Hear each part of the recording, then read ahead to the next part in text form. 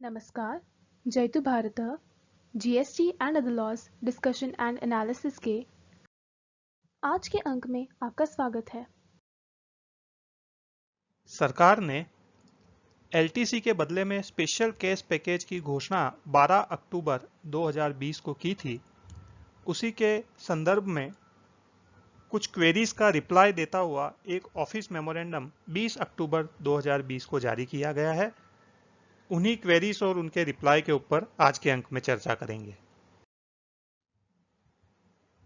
पहली क्वेरी यह है कि क्या जो कर्मचारी है उसको यह स्पेशल कैश पैकेज लेने के लिए लीव लेना जरूरी है या उसको ट्रैवल करना जरूरी है। तो उसका आंसर सिंपल है कि यह एलटीसी के बदले के अंदर यह स्पेशल केस पैकेज की स्कीम की घोषणा की गई है।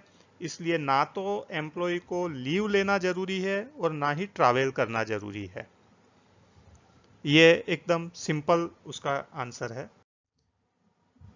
सेकंड क्वेरी है कि यदि परिवार के कुछ सदस्यों के लिए एलटीसी अवेल की गई हो और बाकी के सदस्यों के लिए एलटीसी अनयूटिलाइज्ड हो तो क्या पार्शियली इस स्कीम का बेनिफिट लिया जा सकता है।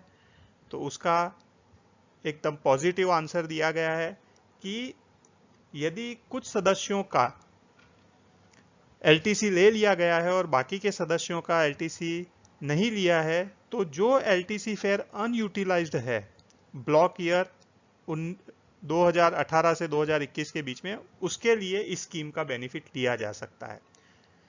लेकिन यदि सभी मेंबर्स का एलटीसी लेना बाकी हो, एलटीसी फेयर बाकी हो, तो क्या पार्शियली इस स्कीम का बेनिफिट ले सकते हैं। उसका भी आंसर पॉजिटिवली दिया गया है। वो आगे क्वेश्चन नंबर 10 के आंसर में बताया गया है कि तब भी पार्शियली इस स्कीम का बेनिफिट ले सकते हैं। यदि पार्शियली इस स्कीम का बेनिफिट लिया जाए तो क्या एक्सपेंडिचर का रेशियो होगा, वो मैंने इसके पिछले वीडियो में बताया था, वो आप देख सकते हैं। थर्ड क्वेरी है कि यदि किसी एम्प्लॉय ने जो लीव एनकेशमेंट की मैक्सिमम लिमिट है, 6 बार लीव एनकेशमेंट मिलता है, वो एग्जॉस्ट कर ली है, तब भी क्या वह इस स्कीम का बेनिफिट ले सकता है। तो इसका आंसर है यस, एम्प्लॉय इस स्कीम को बेनिफिट ले सकता है। उस केस में उसको लीव एनकेशमेंट नहीं मिलेगा, लेकिन केवल जो फेयर है उसके बदले में उसको कैश मिलेगा और उसका 3 गुना उसको एक्सपेंडिचर करना होगा।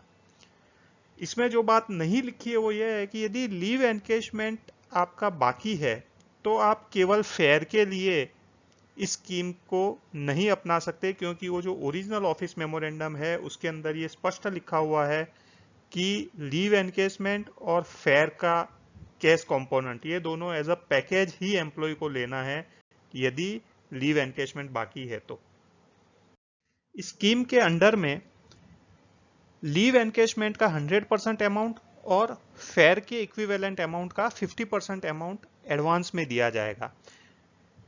स्कीम के अंदर यह भी प्रावधान है कि यदि यह एडवांस की अमाउंट यूटिलाइज नहीं हुई तो उसको उसी तरह से रिकवर किया जाएगा जैसे एलटीसी एडवांस को रिकवर किया जाता है, अर्थात विथ इंटरेस्ट इसको रिकवर किया जाएगा।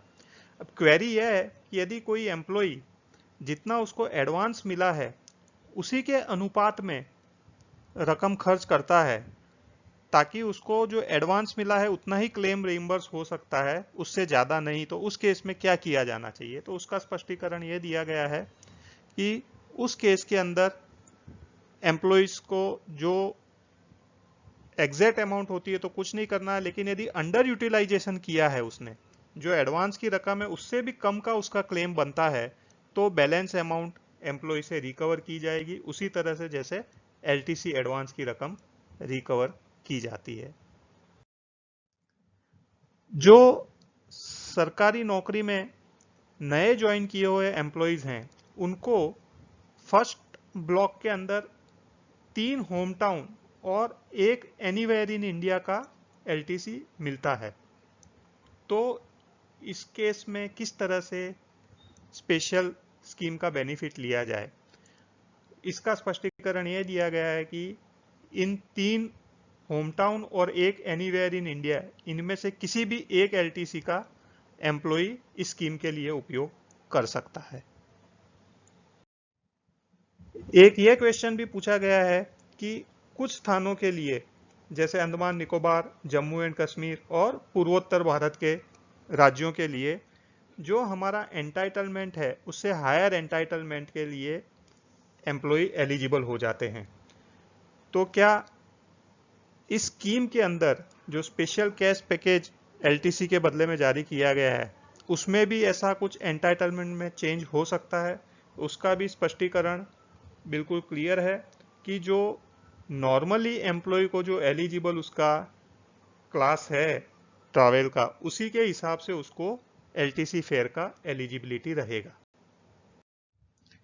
नेक्स्ट क्वेरी यह है कि जो अमाउंट स्पेंड करनी है उसके लिए सिंगल बिल में ही पूरा गुड्स या सर्विसेज खरीदना जरूरी है कि मल्टीपल बिल्स के अंदर भी खरीदी की जा सकती है? इसका भी बहुत ही स्पष्ट उत्तर दिया है कि मल्टीपल बिल्स के अंदर खरीदी की जा सकती है इस करंट फाइनेंशियल ईयर के एंड तक। और ये स्पष्टीकरण सही भी है क्योंकि एक ही बिल में पूरी रकम को खर्च करना लगभग नामुमकिन जैसा है। नेक्स्ट क्वेरी है कि इस स्कीम को ऑप्ट करने के लिए क्या कोई प्रिस्क्राइब्ड फॉर्मेट है? उसका आंसर दिया है कोई प्रिस्क्राइब्ड फॉर्मेट नहीं है, सिंपल एप्लीकेशन से काम चल जाएगा। लेकिन यदि एडवांस की रकम चाहिए तो इसका भी स्पष्ट उल्लेख एप्लीकेशन में होना चाहिए। अलग अलग डिपार्टमेंट ने अपने फॉर्म प्रिस्क्राइब किए हैं ताकि अकाउंट सेक्शन को एडवांस की रकम प्रोसेस करने में सरलता रहे। तो जिस भी डिपार्टमेंट के एम्प्लॉय हो, उनके डिपार्टमेंट ने यदि कोई फॉर्म प्रिस्क्राइब किया हो तो वह उस फॉर्म में एप्लीकेशन कर सकते हैं। नेक्स्ट जो क्वेरी है कि कौन सी आइटम्स क्वालिफाई करती है रीइंबर्समेंट के लिए, यह ऑफिस मेमोरेंडम में भी बहुत स्पष्ट तरीके से दर्शाया गया था कि जिन आइटम्स के अंदर जीएसटी का रेट 12% से कम नहीं है, अर्थात 12% या उससे ज़्यादा है, वो गुड्स या सर्विसेज क्वालिफाई करेगी। इनवॉइस के ऊपर विक्रेता का जीएसटी नंबर लिखा होना चाहिए और जीएसटी की रकम भी उस इनवॉइस के अंदर दर्शाई हुई होनी चाहिए और पेमेंट डिजिटल मोड से किया हुआ होना चाहिए। यह रिक्वायरमेंट यदि पूरी होती है तो इस स्कीम का लाभ ले सकते हैं। नेक्स्ट क्वेरी जो मैंने आगे बताया था क्वेश्चन 2 के बदले में, कि किसी एम्प्लॉय के परिवार के 4 सदस्य हैं और वह यह पूरी फैमिली के बदले में कुछ मेंबर्स के लिए ही ये स्कीम का बेनिफिट लेना चाहता है और बाकी के मेंबर्स का एलटीसी लेना चाहता है, तो क्या ये स्कीम ले सकते हैं? तो उसका भी आंसर हाँ है कि एम्प्लॉय इसका बेनिफिट ले सकते हैं। नेक्स्ट एक क्वेरी है कि कोई एम्प्लॉय एक्सपेंडिचर तो 31 मार्च 2021 से पहले कर लेता है, इनवॉइस भी उसको 31 मार्च 2021 के पहले आ जाते हैं, लेकिन जो वस्तु का ऑर्डर दिया है या जो सेवाओं का ऑर्डर दिया है वो उसे अप्रैल 21 में आती है, तो उस केस में बेनिफिट मिलेगा या नहीं मिलेगा? तो उसका आंसर यह दिया गया है कि जो इस स्कीम के अंदर बेनिफिट मिलना है वह इनवॉइस प्रस्तुत करने के ऊपर मिलेगा। इसलिए जहां तक संभव हो क्लेम को 31 मार्च 2021 से पहले जमा करवा देना है।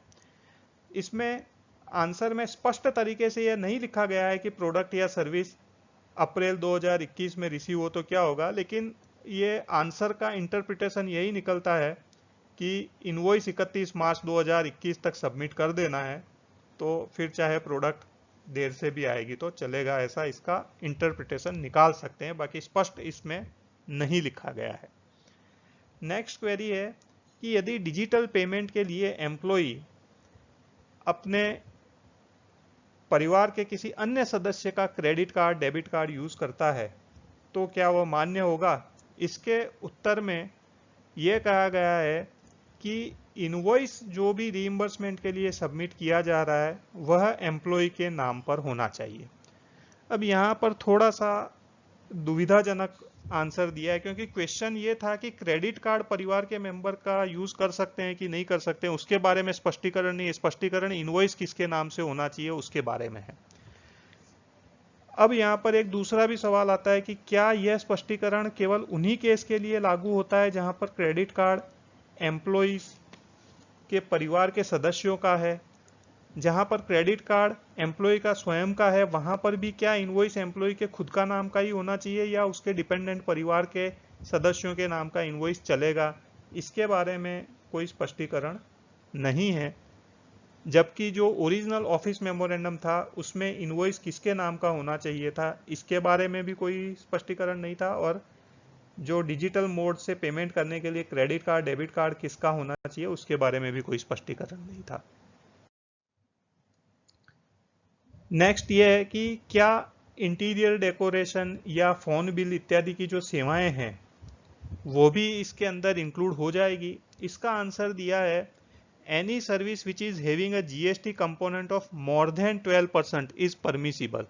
अब यहाँ पर मेरा थोड़ा सा एक यह कहना है कि जो ये मोर देन 12% लिखा हुआ है यह सही नहीं है, क्योंकि जो मोर देन 12% है उसका मीनिंग ये होता है कि 12% एग्जैक्ट वाली जो सेवाएं हैं वो इसमें लागू नहीं होती, जबकि ओरिजिनल ऑफिस मेमोरेंडम में लिखा था कि गुड्स और services having GST rate not less than 12%, मतलब 12% से कम नहीं होना चाहिए। तो 12% होगा तो भी चलेगा और 12 से ज्यादा 18%, 28% भी।